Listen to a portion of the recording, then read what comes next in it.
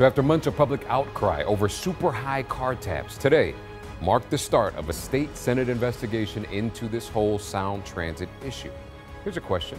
Did the agency purposely mislead taxpayers about the legislature, about the cost and impact of ST3? That is a question lawmakers want answered. King 5's Heather Graf has been covering this story from the very start. Tonight at 11, she takes us inside today's hearing.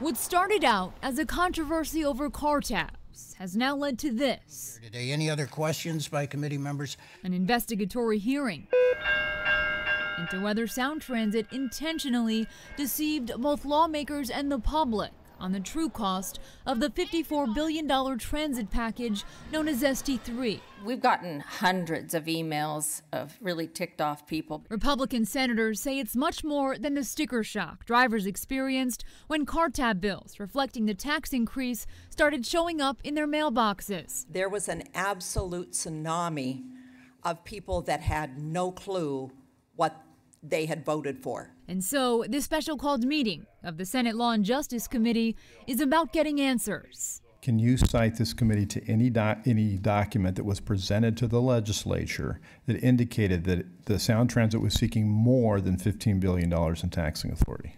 What I can tell you is that we were extremely clear throughout the whole process. Sound Transit staff who testified at the hearing said they were always transparent about exactly how much in new taxes people would be paying for exactly how long.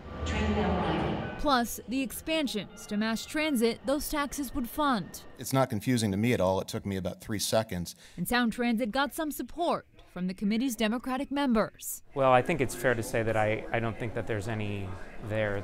The information was in front of legislators. If they chose not to pay attention to it, then they have only themselves to blame. Strong opinions on both sides of this car tab controversy turned investigation into Sound Transit. And today, I think we showed one more example of an agency that needs to be more accountable to taxpayers, to voters. Heather Graf, King 5 News.